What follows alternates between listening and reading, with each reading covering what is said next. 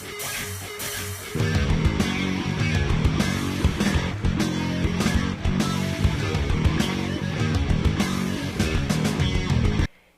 everybody, welcome to the Daily Muddy. I'm Ashley Conrad, and we all know the holidays are a magical time, but we also know that it can be a time for a house full of restless kids. Yes. And maybe even adults. Definitely. Right? Definitely. So today, Rebecca Butler with the Budding Artist here in Quincy joins me to chat about some ideas to help keep kids busy during the school break, during holidays, while you're cooking, wrapping gifts, all the things. Keep them out of our hair, right? Right. Yes. Well, not necessarily out of our hair, we but love them, but exactly. Keep it so, it's a little less bouncing off the walls. yes. Yeah. Yes. Tone down some, let's say hone that creativity into activities that, keep a calm household, maybe. Yeah. All right, so let's start. Now, you, by your, like I said, you're here because you have all things creativity, that's your background. But as far as the budding artists, like what kids enjoy, what keeps them, Yes. keeps their focus. Yes. Okay. And I also know that not everyone is into the arts. Sure. So today I'm going to talk a little bit about what you can do in case your kid is not necessarily a painter. Cool. So the number one thing is probably all of the art supplies can really add up money-wise. Yes, they can. But what a lot of people don't realize is you can use pretty much anything. So most households at this point have art supplies from last school year, like little watercolor sets, broken and crayons. Markers, exactly. And you can do all of that at the dining room table. You can, if you are concerned about paint getting everywhere, you can make them. Everybody has a cookie sheet. You just make the mess in the cookie sheet. You can do paintings directly on the cookie sheet and then lay the piece of paper on it, make a print. Oh, cool. Those are called monotypes. Okay. And you learn that actually at the, printmaking college level. So, hey, you can Get started early. Absolutely. Heck yeah. Absolutely. Yeah. And keeping it contained in an area, I like that idea. I mean, the last thing we need as parents, more mess. Is extra mess to clean, especially in the holidays when there's extra mess anyway. Right. But yeah, and I mean, people don't realize that the water-based, the washable markers that kids use in school, if you draw with the washable markers and then just paint it with plain water, those turn into watercolor paints. Like it bleeds, yeah. Cool. So you can do, and you can paint on coffee filters, you can paint on paper, you can make your own wrapping paper or gift tags.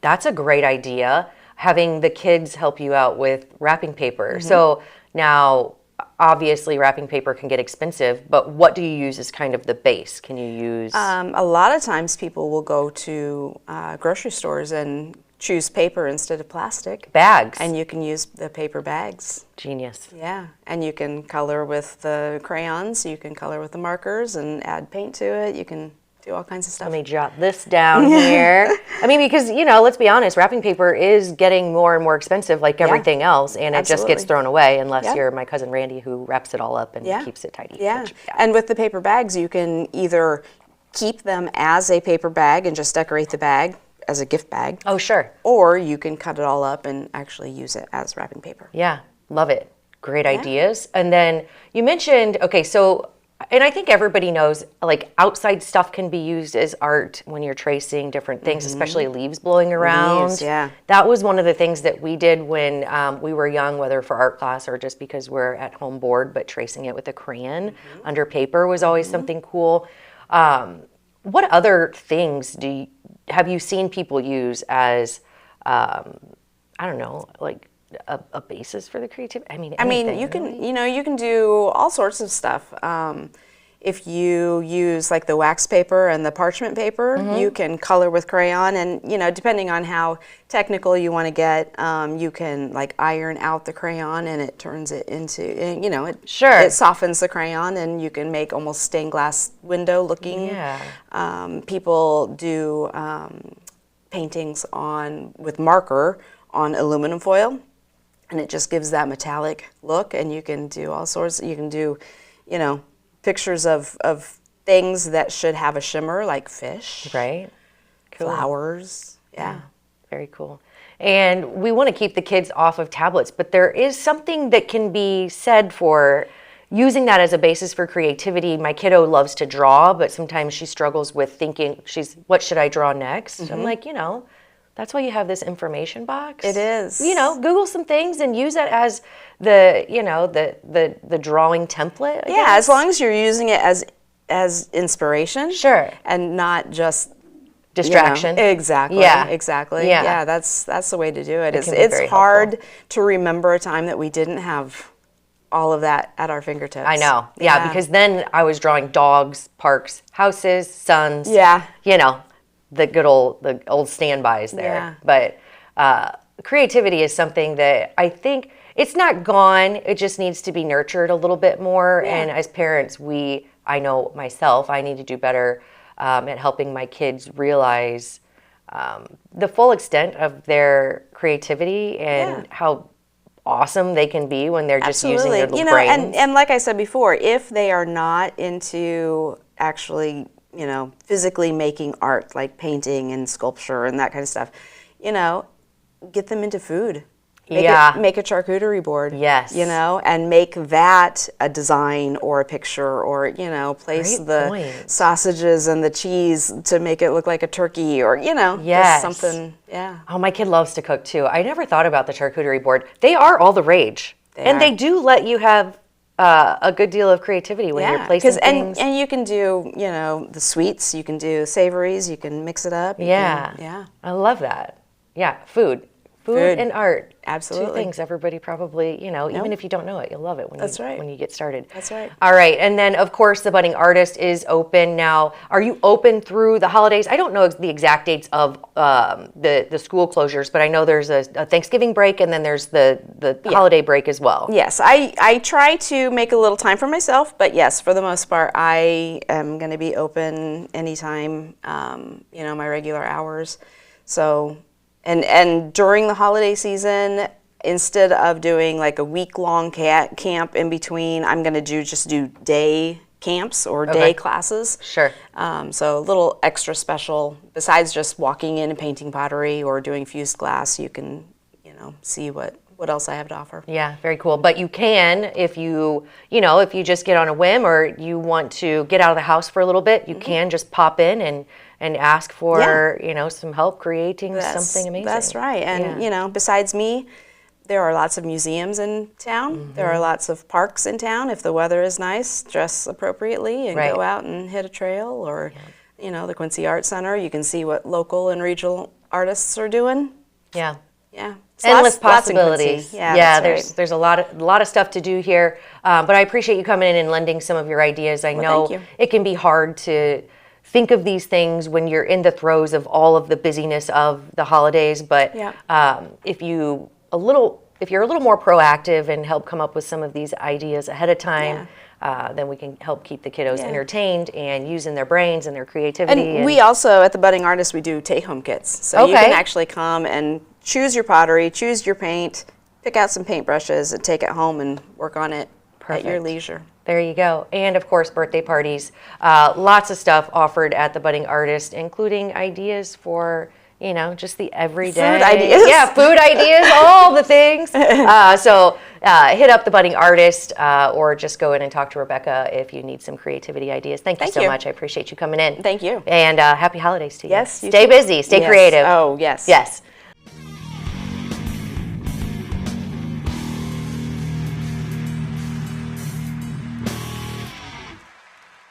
Coming up next, we talk about the Hannibal Festival of Trees. Stay tuned.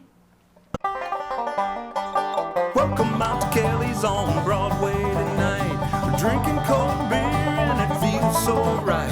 I'll meet you out on Broadway.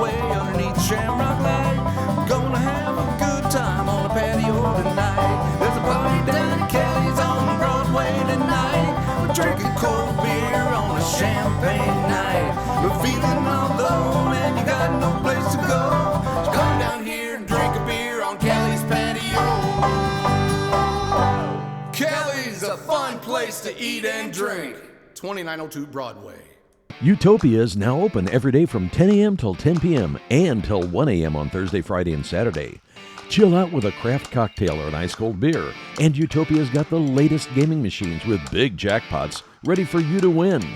Need the perfect spot for your next celebration? Utopia features a beautiful event venue, available now for parties, reunions, and private events. So come see what all the buzz is about.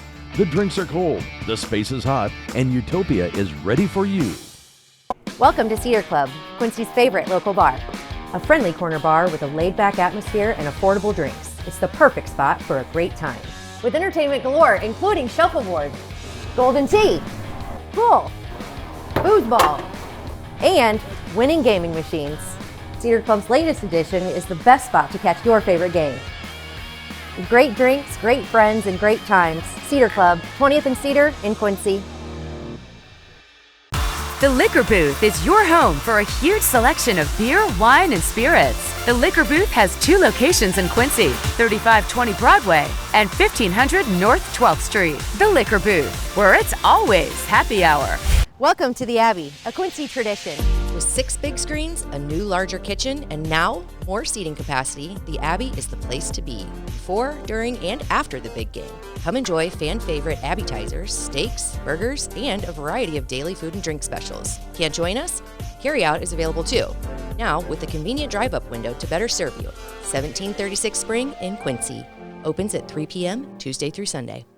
Come join all your friends at the Abbey, a Quincy tradition. Instant Replay is your local sports bar. With 18 big screen TVs, we have all the sports packages from college games to pro games. We offer daily drink specials, and come check out the bullpen.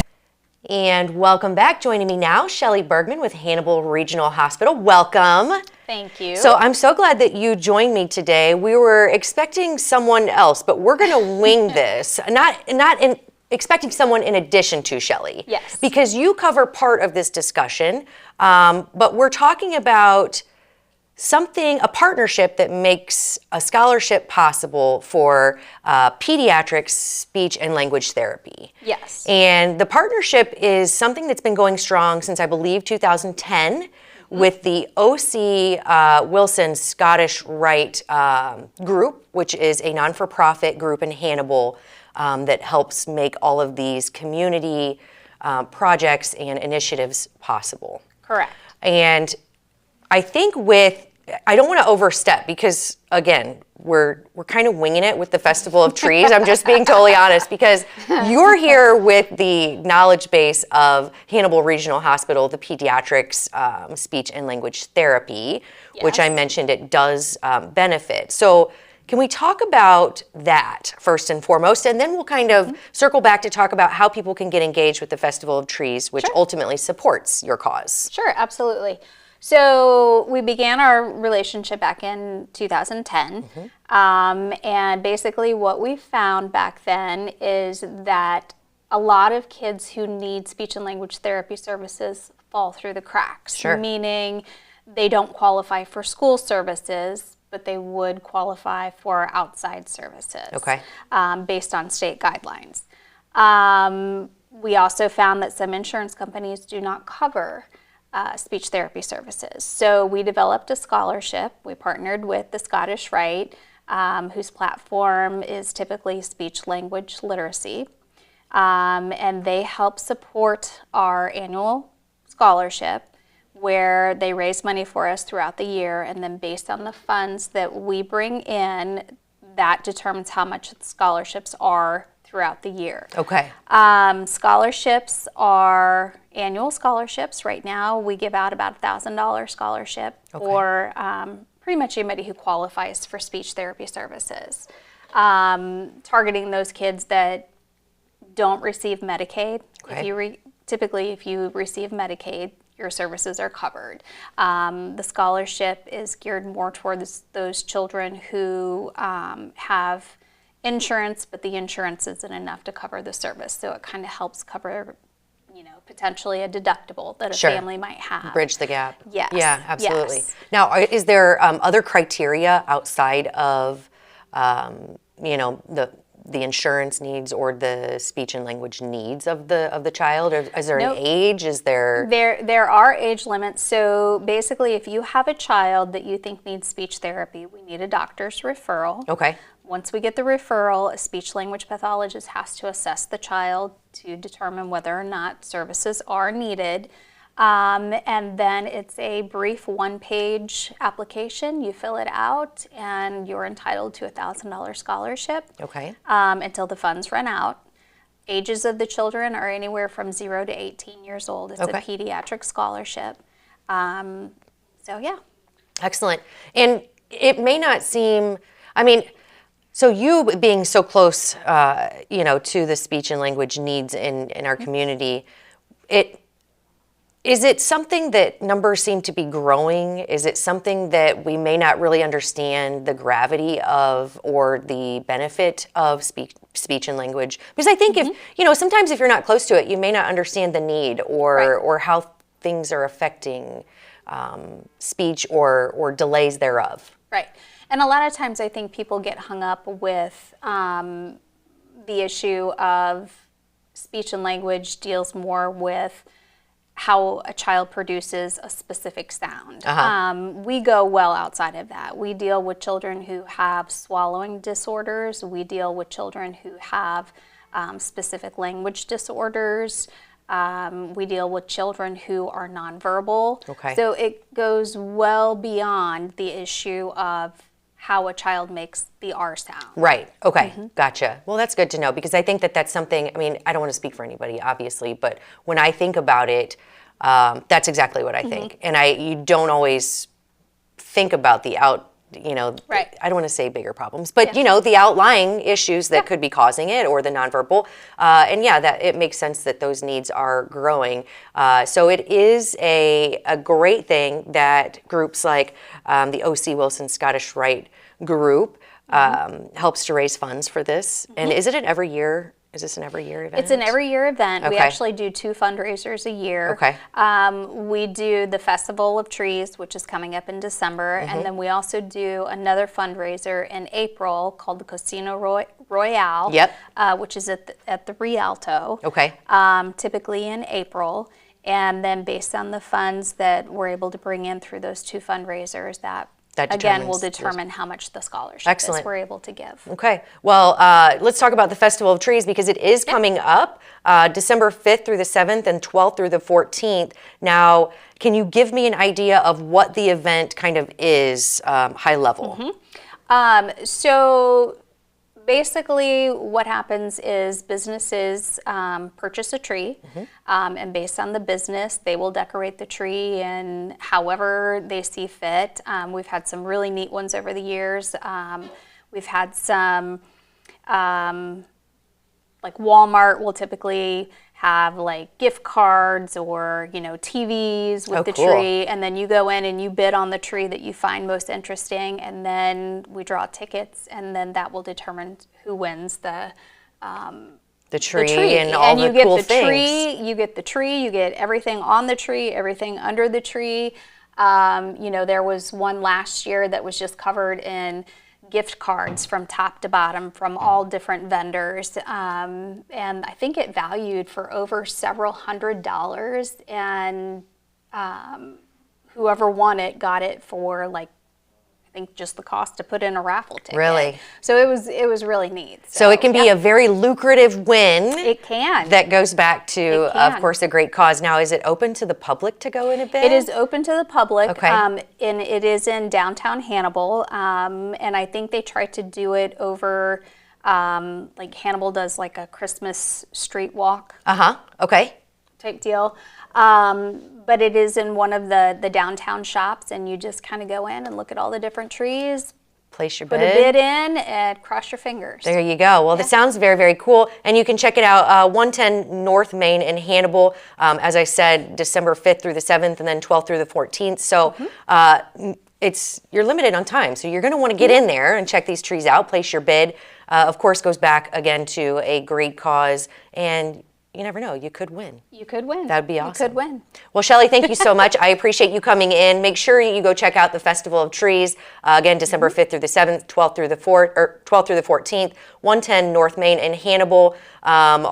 Proceeds going back to scholarships for speech and language therapy through Hannibal Regional Pediatrics. Yes. Thank you so much. I appreciate you coming in. Thanks for having us. I think we did it. Did we do it? We think did. so. We did okay. Well, hey, thank you so much for sticking it out with me. I think that does it for today's Daily Buddy. We'll catch you back here tomorrow for more.